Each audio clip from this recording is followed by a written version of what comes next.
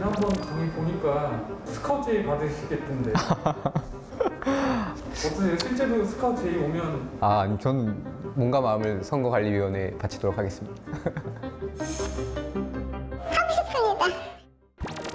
오늘 강의는 공정선거지원단과 그다음에 공개장소에서 연설대담을 이용한 선거운동 내용입니다. 다소 내용이 좀 복잡하고 어려울 수도 있고 실제 외울 것도 굉장히 많기 때문에 수험생들 분들께 좀 알기 쉽게 그리고 잘 기억될 수 있는 강의를 하도록 하겠습니다. 팁은 강의 끝까지 들어주시면 아마 오늘 좋은 걸 건질 수 있지 않을까 생각합니다.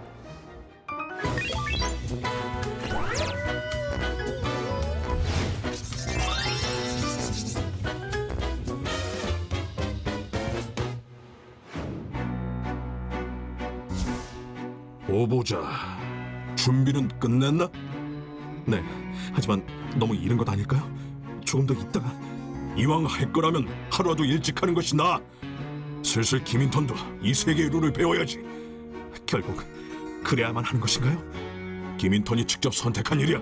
마음을 굳게 먹게. 죄송한데 지금 둘이 영화 찍으세요? 아, 김인턴 지금 한창 메소드 연기 중이었는데. 메소드고 뭐고 선거운동 메소드부터 생각하셔야죠. 일단 저 지정은 하셨나요? 그럼 후보자가 지정한 한 사람으로 우리 김인턴 세 글자 꽝 박아뒀지. 거기다 확성장치도 넉넉하게 준비했으니 아주 우리 온 선거구를 쩌렁쩌렁 울리게 할 수 있다고. 후보님, 확성장치는 한 번에 한 개만 사용할 수 있다고요. 그리고 그렇게 시끄러웠다가 우리 선거사무소로 민원전화 쏟아지면 그거 처리하는 것도 제 몫이거든요. 아, 그래?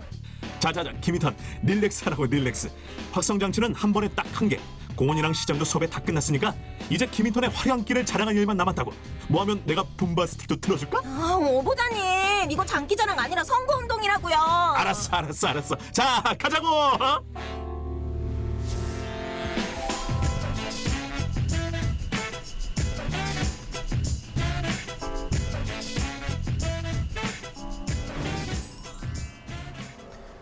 안녕하세요. 오늘은 공정선거지원단과 선거운동 방법 중 연설대담 이용한 선거운동 방법에 대해 알아보도록 하겠습니다.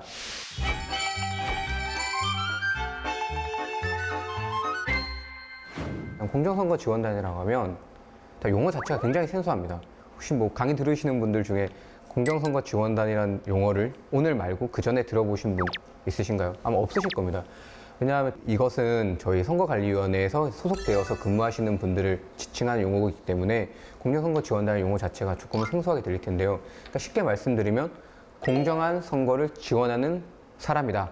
그렇게 생각하시면 될 것 같고, 그러니까 과거에는 이 명칭이 선거부정감시단이었습니다. 그러니까 선거부정감시단이라고 하면 그러니까 어감 자체가 후보자 입장에서도 내가 선거운동하는 걸 감시당하는 거야? 이렇게 생각할 수도 있고, 이 제도 자체가 후보자를 도와주기 위한 방법이고 또 위반 사항이 발생하지 않도록 하기 위한 건데 부정한 걸 감시하고 이렇게 받아들여질 수 있어서 기존의 선거부정감시단이라는 용어 자체를 공정선거지원단으로 변경했습니다. 지금부터 공정선거지원단에 대해서 한번 알아보도록 하겠습니다. 공정선거지원단은 아까도 방금 말씀드렸다시피 선거 부정을 감시하고 공정한 선거를 지원하기 위해서 설치됩니다. 그리고 관할선거관리위원회의 지휘를 받아서 공직선거법에 위반되는 행위에 대하여 증거자료를 수집하거나 조사 활동을 할 수 있습니다. 그러니까 독자적 조사권 없습니다. 꼭 지휘를 받아서 공정선거지원단에 일하시는 분들은 일을 하셔야 되고, 설치 주체는 각급 선거관리위원회에 설치하도록 되어 있습니다. 다만 읍면동 선거관리위원회는 설치하지 않습니다. 그리고 자격은 선거운동을 할 수 있는 자로서 정당의 당원이 아닌 중립적이고 공정한 자로 선발하도록 되어 있습니다. 그러니까 선거운동을 할 수 있는 자여야 하고 정당의 당원이 아닌 중립적이고 공정한 사람이어야 됩니다. 선거관리위원회에서 같이 일하는 사람이기 때문에 중립적인 사람으로 선발하도록 되어 있습니다. 그리고 포인트는 선거운동을 할 수 있는 자입니다. 추후에 나오는 것과 좀 구별될 수 있기 때문에 선거운동 할 수 있는 자라는 걸 꼭 기억해 주셨으면 좋겠습니다. 자, 평상시 인원은 중앙이랑 시도, 구시군 선거관리위원회 10인 이내에 운영을 하도록 되어 있습니다. 그리고 선거가 임박한 시기에는 당연히 선거 범죄가 많이 발생하기 때문에 중앙에는 10인 이내로 추가할 수 있고 시도에도 10인 이내를 추가할 수 있고 구시군 선거관리위원회는 20인 이내에 추가할 수 있습니다. 그렇다면 선거가 임박한 시기는 선거일 전 60일부터 선거일 후 10일까지 설치하도록 되어 있습니다. 선거일까지가 아니고 선거일 후 10일까지입니다. 이것도 꼭 기억해 주셨으면 좋겠습니다. 기출문제에 선거일후까지, 뭐 선거일까지 이렇게 되어 있는데 이것도 10일, 20일 뭐 고쳐서 나오는 경우가 있을 수 있어서 이 부분은 조금 기억해 주셨으면 좋겠습니다. 다음은 사이버 공정선거 지원단입니다. 사이버 공정선거 지원단은 공정선거 지원단에서 사이버란 단어가 들어갔으니까 사이버상에서 공정한 선거를 지원하는 역할을 하겠죠. 그러니까 사이버 공정선거 지원단은 원래는 없었는데 인터넷이 급속도로 발전하고 인터넷상에서 뭐 흑색 선전이라던가 비방, 허위 사실에 대한 신속한 전파가 굉장히 빨리 일어나기 때문에 사이버 공정선거 지원단을 설치하도록 법이 개정되었습니다. 목적을 보시면 인터넷을 이용한 선거 부정 감시를 하는 것이 목적이고 공정한 선거를 지원합니다.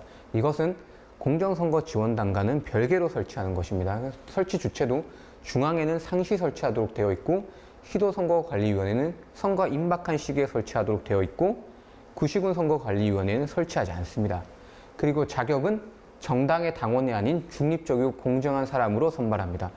공정선거 지원단과 차이점이 하나 있죠. 선거운동을 할 수 있는 자가 요건이 아닙니다. 사이버 공정선거 지원단은 사이버에서 어떠한 역할을 하는 거기 때문에 실제 뭐 미성년자 중에서도 굉장히 검색 능력이라던가 사이버상에서 일을 잘할 수 있는 사람이 있을 수 있어서 꼭 선거운동을 할 수 있는 자가 요건은 아닙니다. 그래서 이게 당연히 이런 부분들의 차이점은 기출문제에서 나올 수밖에 없겠죠. 이 부분은 기억해 주셨으면 좋겠습니다. 사이버 공정선거 지원단은 평상시에 중앙에는 5인 이상 10인 이하로 운영하고 시도에는 설치하지 않습니다. 그리고 선거가 임박한 시기에는 중앙에는 10인 이내를 추가하고 다만 그 선거가 임박한 시기는 중앙선거관리위원회는 선거일정 60일부터 선거일 후 10일까지 설치하도록 되어 있고 시도선거관리위원회는 선거가 임박한 시기에만 설치하는데 30일 이내에서 운영하도록 되어 있습니다. 그리고 그 선거가 임박한 시기는 선거일 전 120일부터 선거일까지로 되어 있습니다. 그러니까 선거일까지, 선거일 후 10일까지, 공정선거 지원단도 선거일 후 10일까지. 이게 지금 다 다르게 규정이 되어 있기 때문에 굉장히 헷갈리게 규정이 되어 있습니다. 당연히 단골 기출 문제이기 때문에 이 부분은 꼭 기억해 주셨으면 좋겠습니다.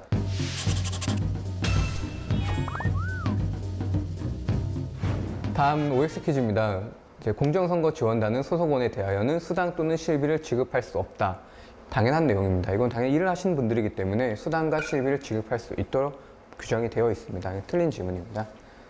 시도선거관리위원회는 선거일 전 120일부터 선거일까지 30일 이내로 구성된 사이버 공정선거 지원단을 설치 운영하여야 한다. 맞는 질문이죠? 네, 이것도 아까 공부한 내용이랑 동일하기 때문에 그냥 기억하시면 될 것 같습니다.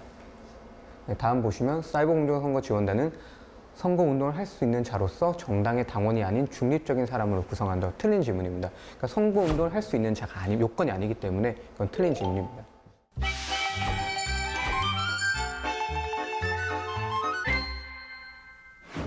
네, 다음은 공개 장소에서 연설 대담, 연설 금지 장소에 대해 알아보도록 하겠습니다.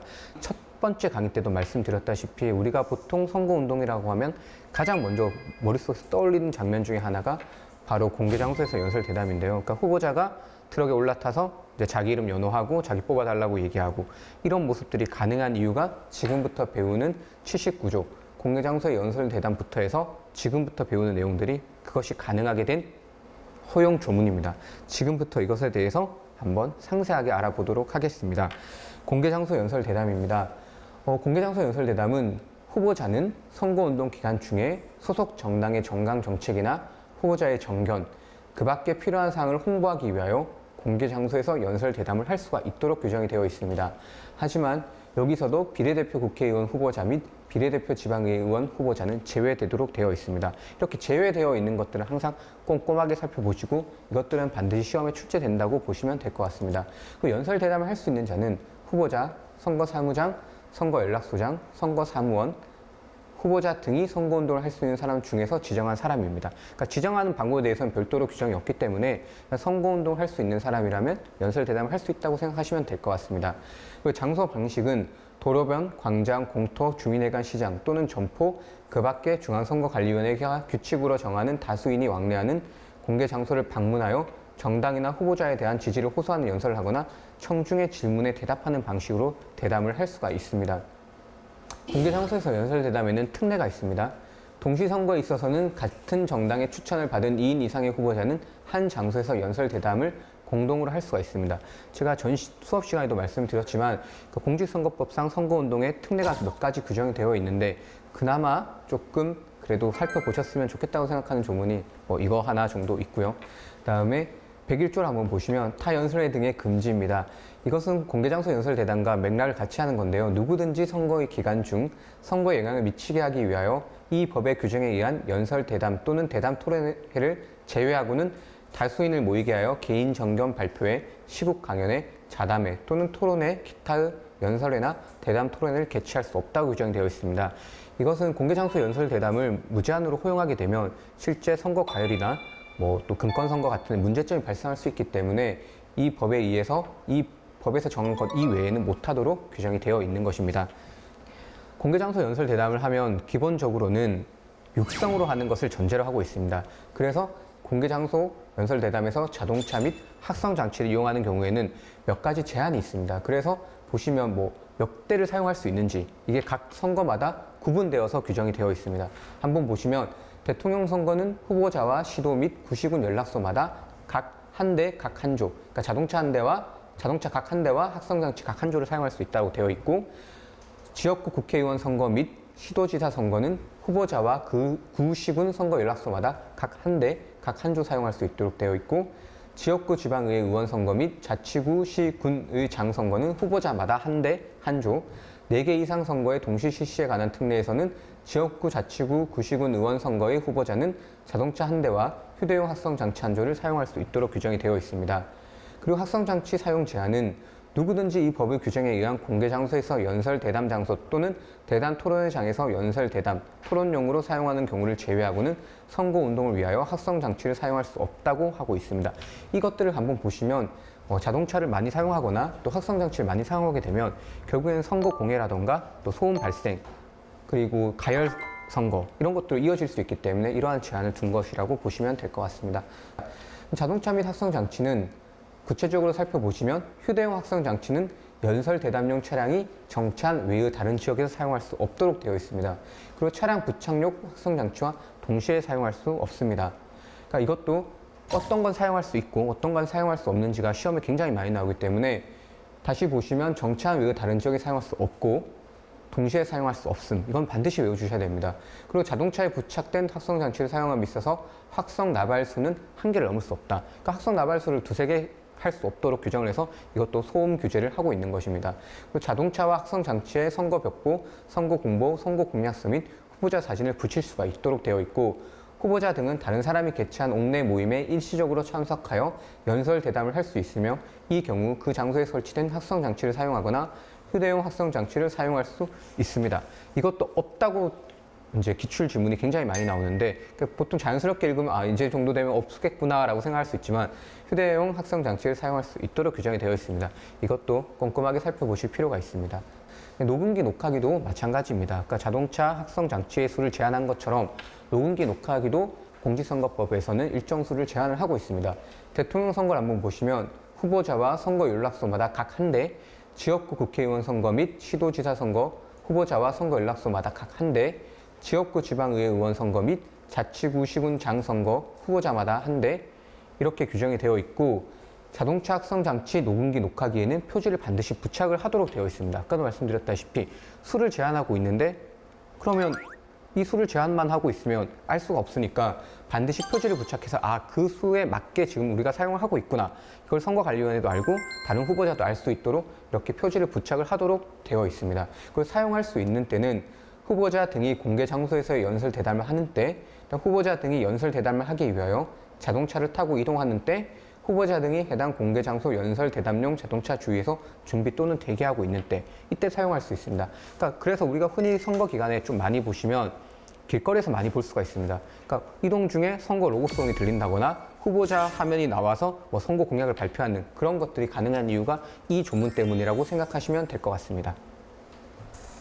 다음은 연설금지 장소 및 예비 후보자 명함 배부 금지 장소를 한번 비교해 보도록 하겠습니다. 연설금지 장소는 이번 시간에 저희가 배워볼 내용이고, 예비 후보자 명함 배부 금지 장소는 지난 강의 시간에 배워봤던 내용입니다. 그래서 지금 기억하고 계시는 분들도 있고 또 잊어버리신 분도 있겠지만 이번에 다시 한번 상기시키는 입장에서 한번 비교해 보도록 하겠습니다. 연설금지 장소는 국가 또는 지방자치단체가 소유하거나 관리하는 건물 시설에서는 연설을 못하도록 되어 있습니다. 하지만 공원, 문화원, 시장, 운동장, 주민회관, 체육관, 도로변, 광장 또는 뭐 학교 기타 다수인이 왕래하는 공개된 장소는 이제 할 수 있도록 법에 규정되어 있고 명함 배부 금지 장소에는 이러한 제한 자체가 없었습니다. 선박, 전기 여객 자동차, 열차, 전동차, 항공기의 안과 그 터미널, 구내 및 지하철역, 구내에서는 연설을 못하도록 되어 있습니다. 명함 배부 금지 장소와 비교해보면 선박, 전기 여객 자동차, 열차, 전동차, 항공기의 안과 그 터미널 역, 공항 개찰 구간 이게 조금 더 있습니다. 그러니까 두 개는 비슷하지만 다르게 규정이 되어 있으니까 비교해서 보시는 게 좋을 것 같습니다. 그 밑에도 마찬가지입니다. 병원, 진료소, 도서관, 연구소 또는 시험소, 기타 의료 연구시설에서는 연설 금지를 하고 있지만 명함 배부 금지 장소는 조금 다르게 규정이 되어 있습니다.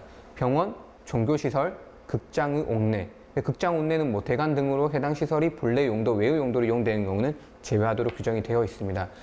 그리고 이 연설 금지 장소를 허용하는 예외 규정은 없습니다. 그래서 뭐 소유자가 하세요 이렇게 해도 할 수 있는 그런 사항이 아니기 때문에 이 부분도 반드시 기억해 주셨으면 좋겠습니다.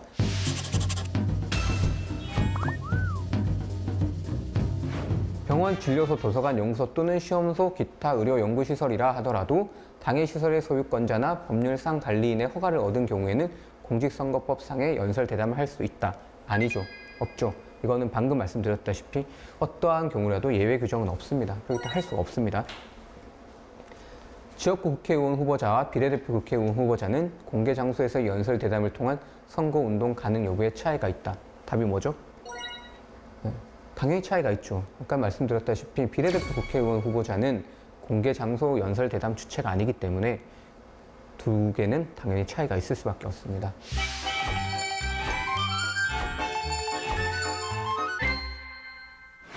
제한 금지되는 행위를 조금 보도록 하겠습니다. 그러니까 공개 장소 연설 대담과 관련해서 제한 금지되는 내용들을 조금 살펴보도록 하겠습니다.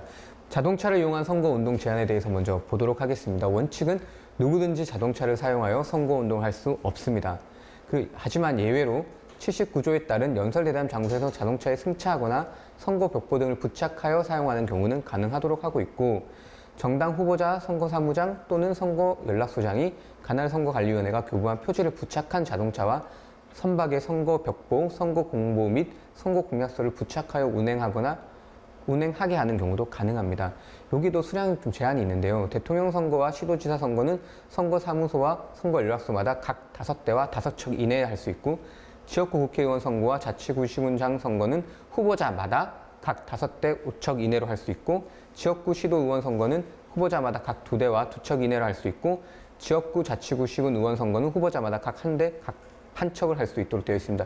이것도 선거 연락소마다 후보자마다 이게 다 다르게 규정이 되어 있기 때문에 이 부분은 조금 더 꼼꼼하게 살펴보실 필요가 있을 것 같습니다. 그러니까 자동차를 이용한 선거 운동을 제한한 이유도 가장 아까도 말씀드렸다시피 기본적인 겁니다. 누구나 다 자동차를 이용해서 선거 운동을 한다고 하면 이거는 너무 선거가 가열되고 그다음에 또 그 안에서 또 분권 선거라던가 문제점이 발생할 수 있기 때문에 자동차도 이용한 것을 수량을 제한하고 있다고 생각해 주시면 될 것 같습니다. 야간 연설 등의 제한입니다. 그러니까 실제 공개장소 연설 대담을 하는 경우 우리가 좀 많이 보시면 이거 언제까지 할 수 있는 거야? 라고 생각하시는 분들이 굉장히 많습니다.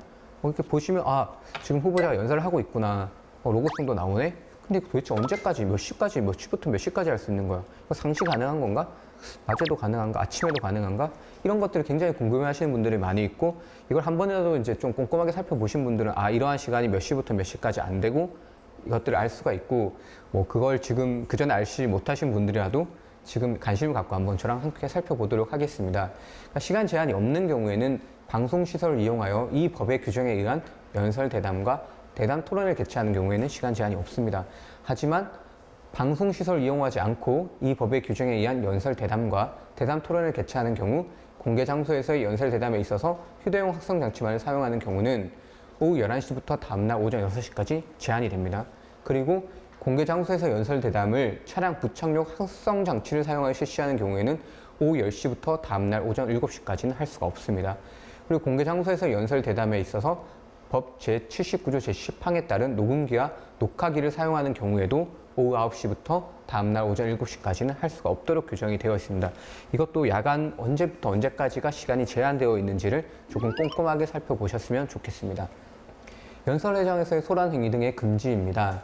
누구든지 이 법의 규정에 의한 공개 장소에서의 연설 대담 장소, 대담 토론회장 또는 정당의 집회 장소에서 폭행, 협박, 기타 어떠한 방법으로도 연설 대담 장소 등의 질서를 문란하게 하거나 그 진행을 방해할 수 없으며 연설 대담 등의 주관자가 연단과 그 주변의 조명을 위하여 사용하는 경우를 제외하고는 횃불을 사용할 수 없도록 되어 있습니다. 이것도 보시면 연설 대담이 그만큼 중요하고 그것을 보호하기 위해서 도입된 조문이고 정당의 집회 장소도 정당의 통상적 정당 활동을 보장하기 위해서 도입된 조항이라고 보시면 될 것 같습니다. 행렬 등의 금지입니다. 이 내용은 좀 기출 문제가 있기 때문에 한번 꼼꼼하게 보실 필요가 있습니다. 원칙적으로는 누구든지 선거운동을 위하여 5명을 초과하여 무리를 지어 거리를 행진하는 행위, 다수의 선거국민에게 인사하는 행위, 연달아 소리 지르는 행위를 할 수 없도록 규정이 되어 있습니다. 다만 후보자와 함께 있는 경우에는 후보자를 포함하여 10명입니다. 그러니까 후보자를 제외하여가 아니고 포함하여 10명으로 규정이 되어 있습니다. 이 행렬 등의 금지를 규정한 이유도 만약 이걸 10명 넘게 20명 이러한 제한이 없다고 하면 사람들이 새 가시하기 위해서 여러 명으로 몰려다니고 또 약간의 그런 험악한 분위기 혹은 그런 것들이 조성될 수도 있고 선거 가율도 조성될 수가 있기 때문에 이러한 원칙적으로 행렬 등의 금지를 조항이 들어와 있다고 생각하시면 될 것 같습니다. 하지만 예외적으로 허용되는 것은 공개 장소에서 연설 대담에서 당의 정당 또는 후보자에 대한 지지를 나타내기 위하여 연달아 소리를 지르는 경우는 가능하며 인원수 여기 아까 말씀드렸다시피 5명, 10명 이런 인원수에서 미산입되는 사람들이 있는데 다수 선거 국민에게 인사를 하는 경우에는 후보자와 그 배우자, 선거사무장, 선거연락소장, 선거사무원, 후보자와 함께 있는 활동 보조인 및 회계 책임자는 그 수에 산입하지 않습니다. 그러니까 인원수에 미산입되는 사람들의 대상은 조금 더 기억해 주셨으면 좋겠습니다.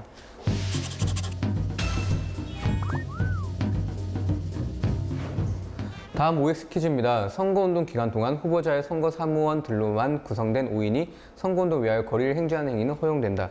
이것은 5인 이내이기 때문에 선거운동을 위하여 거리를 행진하는 행위도 당연히 허용이 됩니다. 정답은 5입니다. 지금까지 저와 함께 공정선거 지원단과 공개 장소에서 연설 대담에 대해서 조금 살펴보았는데요. 그러니까 그 수험생들 분께는 꼭 좀 알았으면 하는 내용들을 제가 조금 오늘 꿀팁으로 준비를 해봤는데요. 일단 이 강의를 들으시는 대부분 수험생들은 7급, 9급 시험을 준비하시는 분들이 있고 이제 선거관리위원회 공직선거법을 공부하시는 분들일 텐데 기본적으로 조문이 시험에 문제가 나오기 때문에 조문을 바탕으로 공부를 하셔야 된다고 말씀을 먼저 드리겠습니다.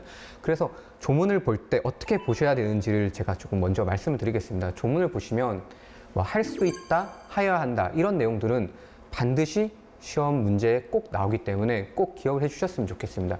또 할 수 있다와 할 수 없다도 꼭 시험에 나오는 문제이기 때문에 공부를 하실 때 할 수 있다, 할 수 없다 당연히 기억하셔야 되고 그다음에 할 수 있다, 하여야 한다 이것도 또 구별해서 기억을 하셔야 됩니다. 할 수 있다를 하여야 한다로 바꾸면 당연히 틀린 지문이고 하여야 한다를 할 수 있다로 바꾼 지문도 당연히 틀린 지문이기 때문에 조문을 보실 때는 꼭 그러한 부분도 꼭 신경 써서 보셨으면 좋겠고 그다음에 또 최신 법 개정된 사안은 반드시 보셔야 됩니다. 그러니까 최신 법이 개정된 건 그만한 이유가 있어서 개정이 된 거기 때문에 그것들에 대해서도 한번 조금 살펴보실 필요가 있습니다. 그리고 판례 태도를 보실 때도 좀 꼼꼼하게 보실 필요도 있지만 판례 태도는 위헌이다, 합헌이다, 원칙에 위반된다, 위반되지 않는다 이러한 내용이 나오면 대부분은 위반되지 않는다라고 기억하시면 좋을 것 같습니다. 실제 선거운동에서 위헌 결정이 난 사례가 그렇게 많이 없습니다. 지난 시간에도 제가 잠깐 말씀드렸다시피 이것들은 거의 위헌 결정이 난 적이 별로 없고 위헌 결정이 나면 그 조문은 법에서 사라지기 때문에 조문 시험에 그 문제를 출제할 수가 없습니다. 그래서 웬만하면 위헌 결정이 났다, 가인 금지 원칙에 위반된다 이런 내용들은 틀린 지문이라고 생각하시고 문제에 접근하시면 좋을 것 같습니다. 네, 제가 이 기출 문제들을 한번 이렇게 쭉 살펴보면 이런 것까지 공부를 해야 되나, 이 숫자들을 이렇게까지 외워야 되나 이런 것들이 굉장히 많이 있는데 안타깝지만 외우셔야 된다고 제가 누누이 말씀을 드립니다. 이것들은 어쩔 수 없다고 생각하시고 외워주셨으면 좋겠습니다. 이게 조문 시험이기 때문에 조문에서는 좀 차별화를 두려면 결국에는 숫자를 고친다던가 할 수 있다, 할 수 없다 이런 부분들을 고칠 수밖에 없어서 조금 어렵겠지만 그런 부분들을 좀 신경 써서 공부해 주신다면 아마 고득점 하는 데 있어서 크게 도움이 되지 않을까 싶습니다. 이것으로 이번 강의는 마치고 기출문제 풀어보도록 하겠습니다.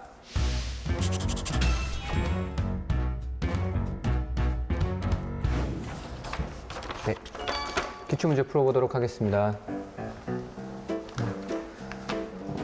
이번 시간 어렵지 않은 문제이기 때문에 잘 풀어보실 수 있을 거라고 생각합니다. 다 맞을 수 있죠?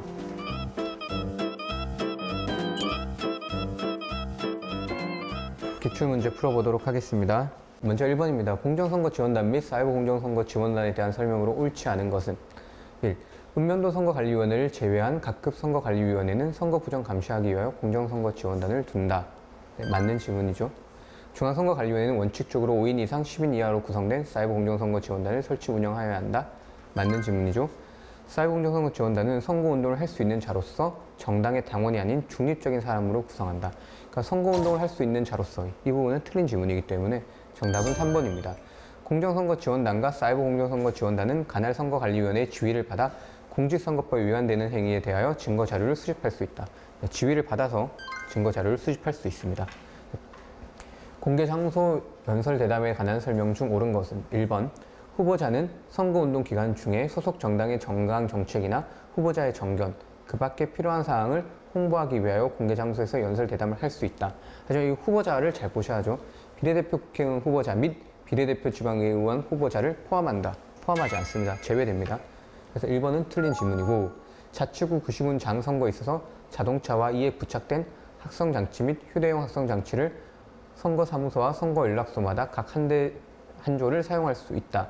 이 내용도 보시면 이것들은 일단 안 외우셨다고 하면 그냥 문제를 풀 때는 그냥 넘어가시면 됩니다. 그래서 3번을 보시면 차량 부착용 학성장치와 휴대용 학성장치를 동시에 사용할 수 있다. 없죠?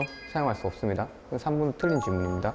그리고 4번 후보자는 다른 사람이 개최한 옥내 모임에 일시적으로 참석하여 연설 대담을 할 수 있으며 이 경우 그 장소에 설치된 학성장치를 사용하거나 휴대용 학성장치를 사용할 수 있다. 이건 다 맞는 질문입니다. 네, 정답은 4번입니다.